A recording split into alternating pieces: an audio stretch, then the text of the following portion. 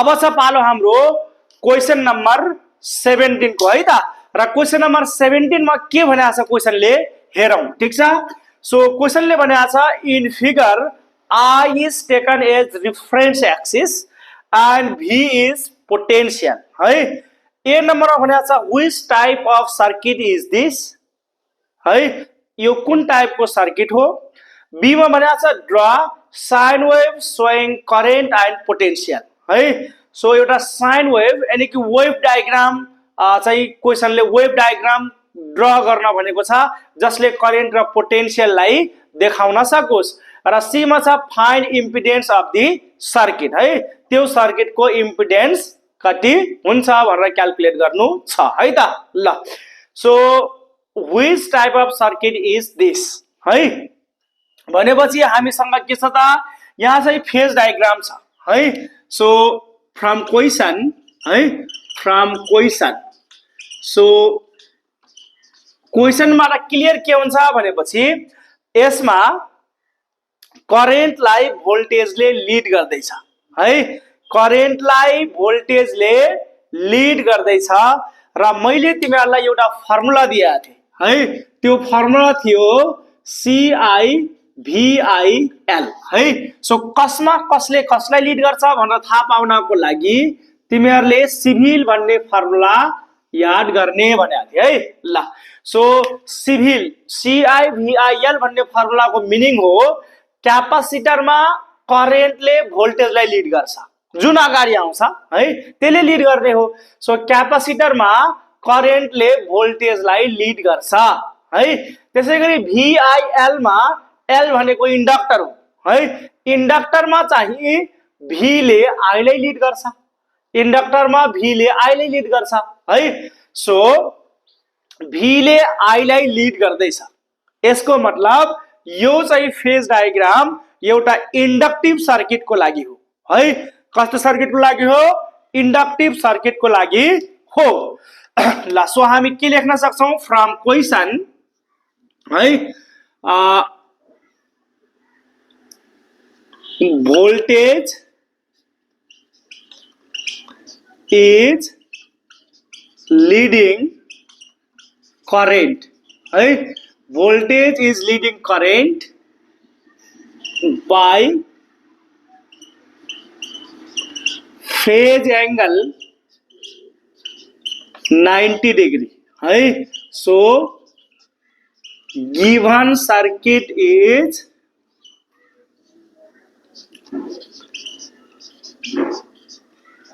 Inductive circuit है। So inductive circuit है अथवा एसी थ्रू इंडक्टर ओन्ली है। So AC through inductor only ठीक छ।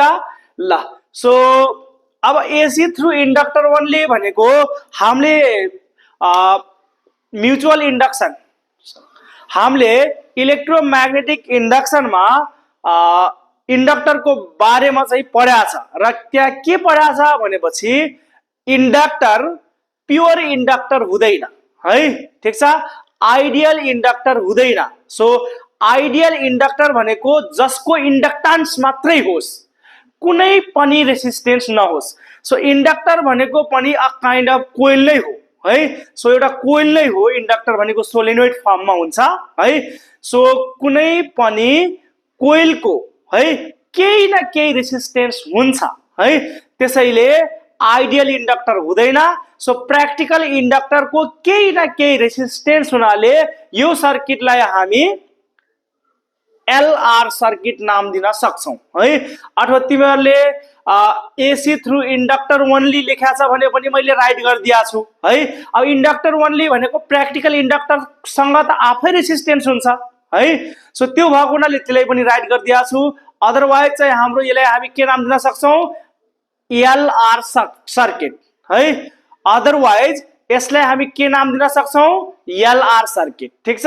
सो किन एलआर सर्किट, किनभने यो फेज डायग्राम चाहिँ हाम्रो एसी थ्रू इंडक्टर ओन्ली सँग मिल्छ र प्योर इंडक्टर को इंडक्टेन्स मात्रै हुन्छ है, इंडक्टेन्स मात्रै हुन्छ।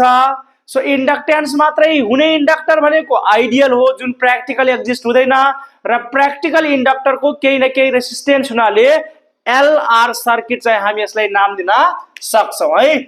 So that is LR circuit. ल सो यो सर्किटको नाम मैले के लेखिदिए, एलआर सर्किट। ल यति लेखेको चाहिँ हाम्रो 1 नम्बर, ठीक छ।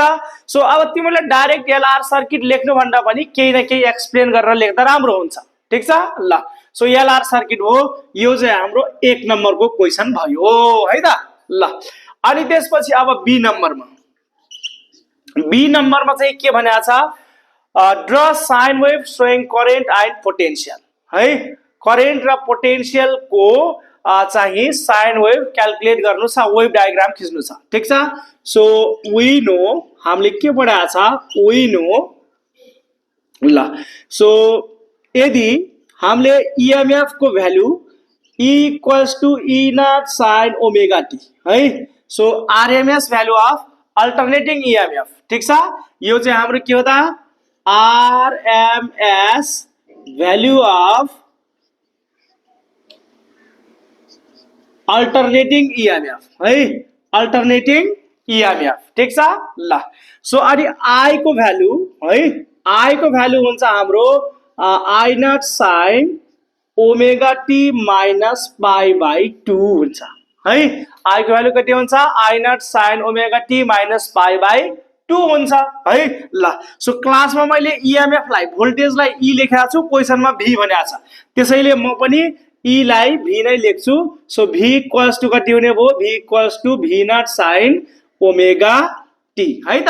ल सो यो भनेको चाहिँ हामीसँग एउटा इन्डक्टर छ, हामीसँग एउटा इन्डक्टर छ, इन्डक्टरसँग केही न केही रेसिस्टेन्स हुन्छ, त्यसैले यो हाम्रो एलआर सर्किट हामीले यसलाई सपोज गर्यौं, ठीक छ। ल सो यसमा चाहिँ, यसमा जुन भी छ alternating voltage V nought sine omega T छ, र यसमा फ्लो हुने जुन करेन्ट छ I equals to I nought sine omega T minus pi by 2 छ है त। ल so here V nought and I nought are peak value of voltage and current. ल सो अब चाहिँ हामीले यो भी र आई लाई देखाउने एउटा वेभ डायग्राम खिच्नु छ है, साइन कर्भ भनेको छ। ल सो ग्राफिकली तिमीहरूले वेभ डायग्राम खिच्नु पर्यो भने मैले त तिमीहरूलाई क्लासमा टेबलै बनाएर पनि सिकाया छ है, टेबल बनाएर सिकाया छ।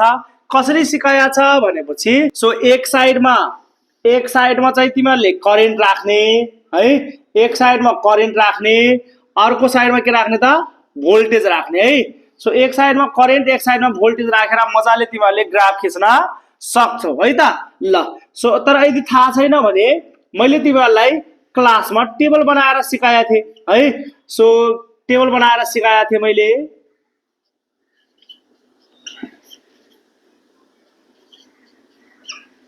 ल सो तिमीलाई मैले क्लासमा चाहिँ टेबल बनाएर ग्राफ खिच्न सिकाएको थिए, र टेबल चाहिँ हामीले यसरी बनाएका थियो। सो यो साइडमा चाहिँ मैले एंगल राखेको छु, र यो साइडमा चाहिँ मैले अल्टरनेटिङ भोल्टेज र अल्टरनेटिङ करेन्टको भ्यालु राखेको छु है। ल सो जस्तै कि भी को लागि एक्चुअली हामी पोइन्टहरु निकालौ ग्राफ खिच्नको लागि। ल सो जस्तै कि अब भी मा चाहिँ के छ भनेपछि, यदि हामीले एंगल ओमेगा टी जुन छ, ओमेगा टी है, सो यतातिर चाहिँ हाम्रो, ल यसलाई चाहिँ हामी ओमेगा टी भनौं है। ल सो यतातिर ओमेगा टी दिया छ। सो करेस्पोन्डिङ ओमेगा टी को भ्यालुजहरु, भी र आई को करेस्पोन्डिङ भ्यालुजहरु कति हुन्छ भनेर चाहिँ हामीले पहिले के गर्ने, टेबल निकाल्ने है। तर तिमीहरूले चाहिँ एकदमै पहिल्यै चाहिँ मजाले प्र्याक्टिस गरिसकेका छ भने यो टेबल बनाउन जरुरी छैन, डाइरेक्ट ग्राफ खिच्दा हुन्छ है। सो हामी टेबल निकालौं। जस्तै भी को भ्यालु यदि ओमेगा टी 0 भयो, साइन 0 भयो भने V equal to V nought into 0 भनेपछि भी पनि 0 हुन्छ है।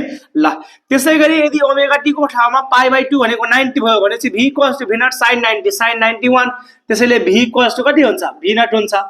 त्यस्तैगरी यदि भी को भ्यालु पाई भनेको 180, भी नट साइन 180, साइन 180 भनेको 0 हुन्छ है। सो साइन 180 भनेको कति हुन्छ, 0 हुन्छ।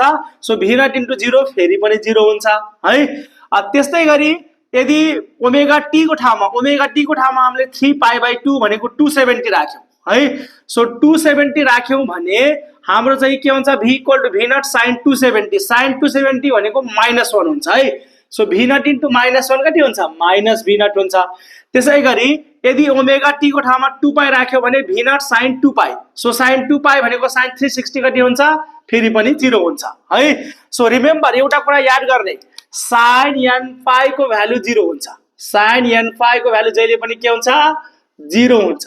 सो n को भ्यालु चाहे जति होस् 0 1 2 3 4 5 जति होस् है, त्यसैले साइन 0 0, साइन 1 पाई भनेको साइन 180 0, साइन 2 पाई भनेको साइन 360 पनि 0, साइन 3 पाई पनि 0, साइन 4 पाई पनि 0, साइन n पाई को भ्यालु 0 हुन्छ है। ल त्यसै गरी अब आई को लागि पोइन्ट्सहरु निकालौं, आई को लागि पोइन्ट्सहरु निकालौं हामी। सो आई को लागि आई को एक्सप्रेसन हेर्नु पर्यो, आई इक्वल्स टु अब ओमेगा टी को ठाउँमा 0 राखौं है। So I equals to I nought into sine omega T को ठाउँमा 0 राख्यो भने 0 माइनस पाई बाई 2 हुन्छ। 0 माइनस पाई बाई 2 भनेको माइनस पाई बाई 2 हुन्छ। साइन थीटामा यदि एंगल भित्र माइनस छ भने माइनस अगाडि आउँछ, त्यसैले यहाँ माइनस त आउने नै भयो। साइन पाई बाई 2 यानी कि साइन 90 कति हुन्छ 1 भनेपछि आई नट इन्टु -1 कति माइनस आई नट, त्यसैले यहाँ कति हुन्छ माइनस आई नट। ल सो त्यस्तै गरी यदि ओमेगा टी को ठाउँमा पाई बाई 2 राख्यौ भने आई को भ्यालु कति हुन्छ, ओमेगा टी को ठाउँमा पाई बाई 2 राख्ने बित्तिकै पाई बाई 2 माइनस पाई बाई 2 0 भयो, साइन 0 कति 0, त्यसैले आई पनि 0 है। त्यसै गरी sine pi minus pi by 2, ठीक छ, sine pi minus pi by 2, पाईबाट पाई बाई 2 माइनस भयो भने अझै पनि पाई बाई 2 बाँकी हुन्छ, त्यसैले I nought sine pi by 2 भनेको 90 साइन 91, त्यसैले कति आउँछ यहाँ आई नट आउँछ है। ल सो अब चाहिँ ओमेगा टी को ठाउँमा कति राख्ने 3 पाई बाई 2। ल सो 3 पाई बाई 2 बाट पाई बाई 2 माइनस गर्यो भने अझै पनि 2 पाई बाई 2 यानी कि साइन पाई बाँकी रहन्छ, साइन पाई 0 हुन्छ, त्यसैले यहाँ कति आउँछ 0 हुन्छ। ल सो त्यस्तै गरी अब यदि ओमेगा टी को ठाउँमा हामीले 2 पाई राख्दियौ, ओमेगा टी को ठाउँमा हामीले 2 पाई राख्ने बित्तिकै यो चाहिँ 2 पाई माइनस पाई बाई 2 हुन्छ। 2 पाई माइनस पाई बाई 2 भनेको चाहिँ हाम्रो के हुन्छ, यो 2 मल्टिप्लाई भने 2 टु ज 4 पाई माइनस पाई कति 3 पाई बाई 2 है, 3 पाई बाई 2 है। र 3 पाई बाई 2 मा चाहिँ साइन 3 पाई बाई 2 भनेको साइन 270 हो, साइन 270 को भ्यालु -1 हुन्छ, त्यसैले यहाँ कति आउँछ माइनस आई नट हुन्छ। ल सो यसरी चाहिँ तिमीहरुले टेबल कम्प्लिट गर्न सक्छौ है। ल सो अब चाहिँ हामीसँग पोइन्ट छ ओमेगा टी का करेस्पोन्डिङ भ्यालुजहरुमा भी र आई को भ्यालु हामीसँग आइसकेपछि हामी मजाले ग्राफ खिच्न सक्छौ है।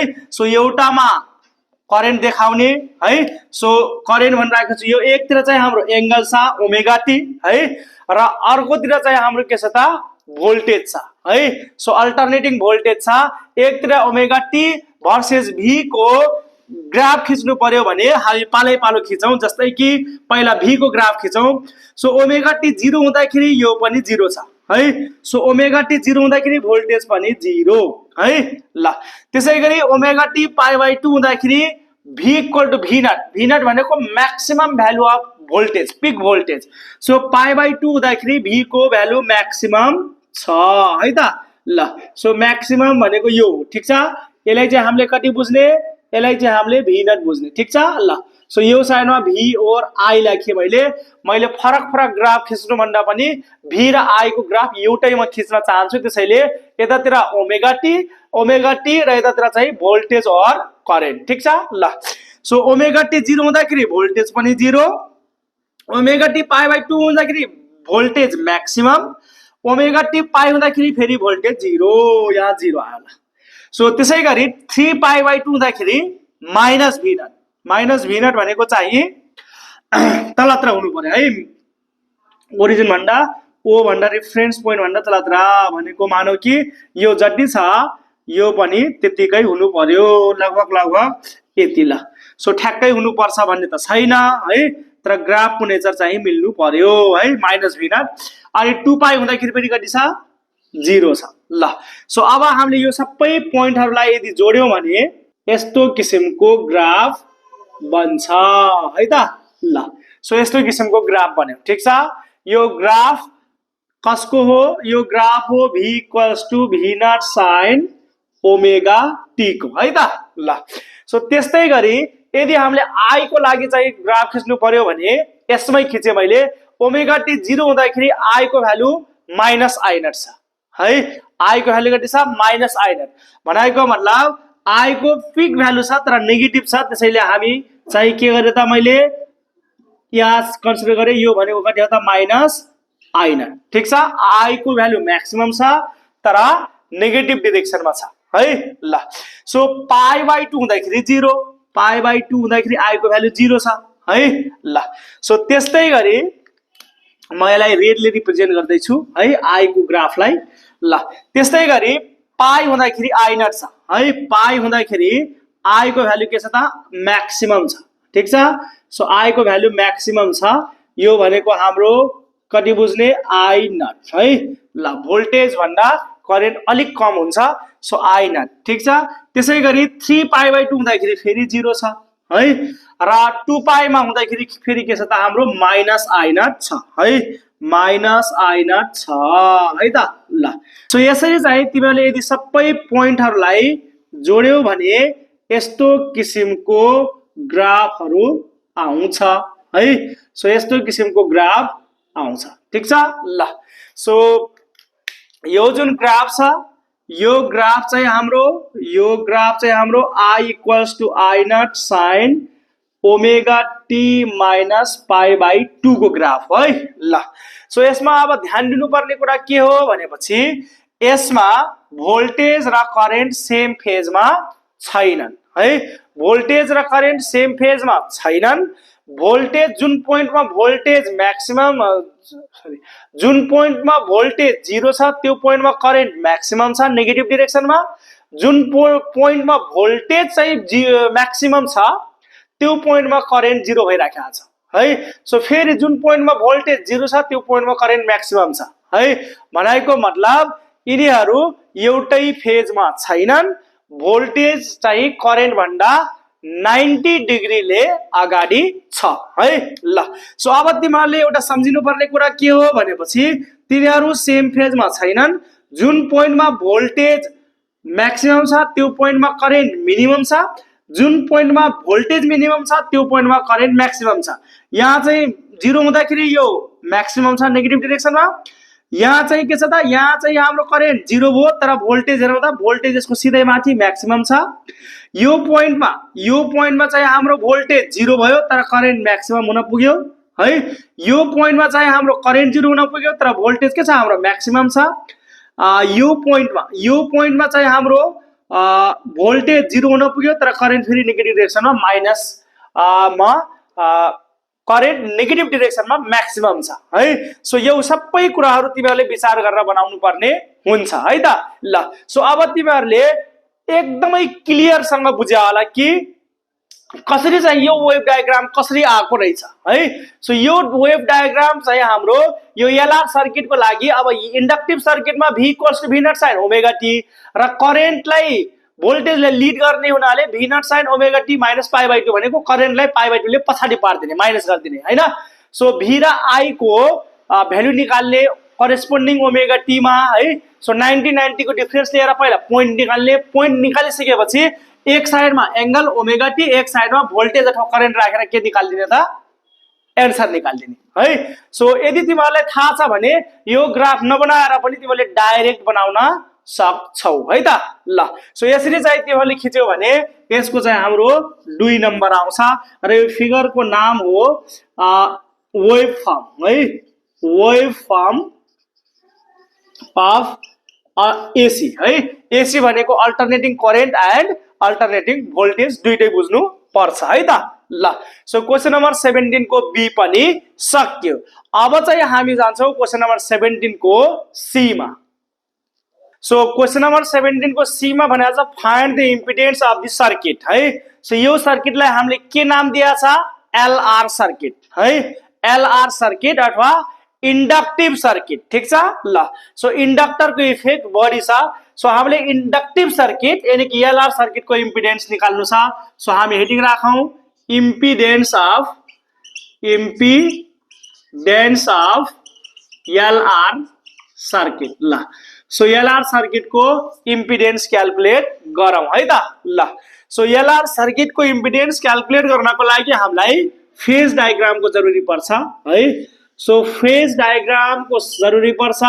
फेज डायग्राम भनेपछि हामीले यदि रेसिस्टर एसी रेसिस्टरमा छ भनेपछि हाम्रो भोल्टेज र करेन्ट एउटै डिरेक्सनमा हुन्छ है।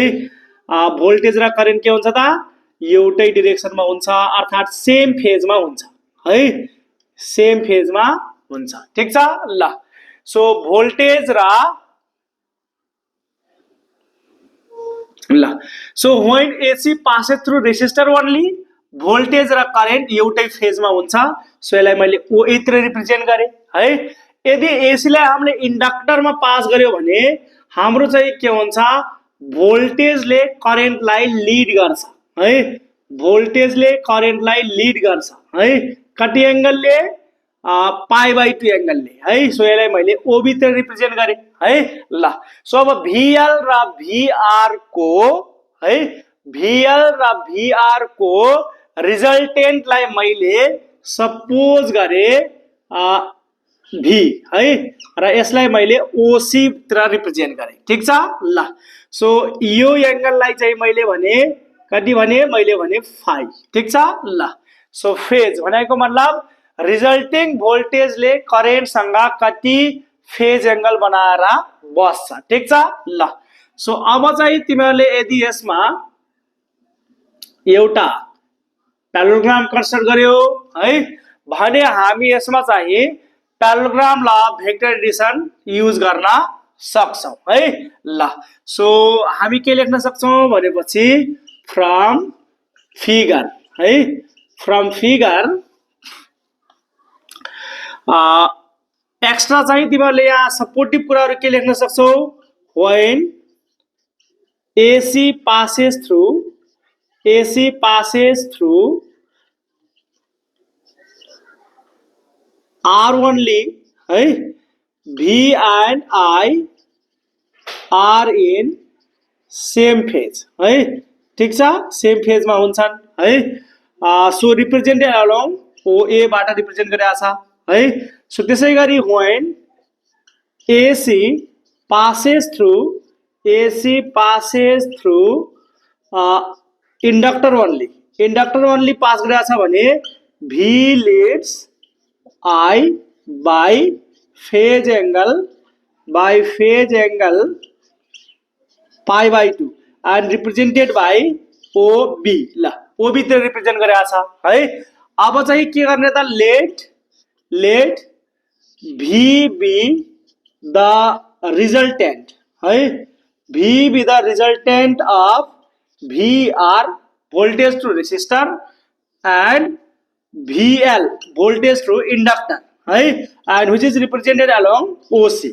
then है ल, then from figure हामी के लेख्न सक्छौं, यो V भनेको चाहिँ रूट ओभर प्यारालोग्राम ल भेक्टर एडिसन अनुसार p square plus 2pq cos theta plus q square पढाएको छ है हामीले। सो हामी लेख्न सक्छौं V एउटा भोल्टेज छ VR स्क्वायर प्लस है, अर्को छ हाम्रो VL स्क्वायर प्लस 2AB जस्तै है, 2VR VL into cos theta. Theta भनेको VR र VL बीचको एंगल, VR र VL बीचको एंगल कति छ 90 डिग्री। सो cos 90 कति हुन्छ 1 हुन्छ है, सरी 0 हुन्छ, cos 90 0 हुन्छ। cos 90 0 हुने बित्तिकै यो टर्म पुरै भ्यानिस भयो है ल। सो हामीसँग बच्यो VR को स्क्वायर प्लस VL को स्क्वायर और V equals to root under VR भनेको IR हुन्छ, ओम्स लले भनेको मैले भने हैन, र VL भनेको IXL है, IXL को स्क्वायर। ठीक छ, वेयर XL भनेको इन्डक्टिभ रिएक्टेन्स है, XL को नाम के हो, XL लाई भन्छ XL भनेको L ओमेगा हो र यसको नाम हो इन्डक्टिभ रिएक्टेन्स है, इन्डक्टिभ रिएक्टेन्स है, इन्डक्टिभ रिएक्टेन्स। ठीक छ ल। सो यहाँबाट चाहिँ हामीले V equals to I square यहाँ आउने भयो, आई स्क्वायरबाट आई कमन लियो भने आई बाहिर आउने भयो, रुट भन्दा बाहिर। यहाँबाट छ हाम्रो R स्क्वायर प्लस यहाँबाट छ हाम्रो XL को स्क्वायर है ल। सो आई इक्वल्स टू निकाल्यो भने हाम्रो कति आउँछ V by root under R square plus XL का होल स्क्वायर है और I equals to V by Z ठीक छ ल यसैले भन्छ Z where Z equals to हुन्छ हाम्रो कति हुने हो जेड को ठाउँमा कति लेखेको छ R square plus XL square is है इज कल्ड यसलाई के भन्छ is called impedance of LR circuit ल यसैलाई भन्छ एलआर सर्किट को इम्पिडेन्स र इम्पिडेन्स भनेको impedance is the total opposition produced by inductor and resistor to AC है सो टोटल रेसिस्टेन्स लाई भन्छ इम्पिडेन्स सर्किट को टोटल रेसिस्टेन्स अर्थात टोटल अपोजिसन लाई भन्ने इम्पिडेन्स है ल सो यति गरेको चाहिँ तिमीहरुको कति थियो हाम्रो 2 मार्क्स थियो ल सो यसरी चाहिँ तिमीहरुले क्याल्कुलेट गर्नु पर्थ्यो ल सो यसरी चाहिँ हामीले क्वेशन नम्बर 17 पनि सकायो है त ल सो अब छ पालो हाम्रो क्वेशन नम्बर 18 को है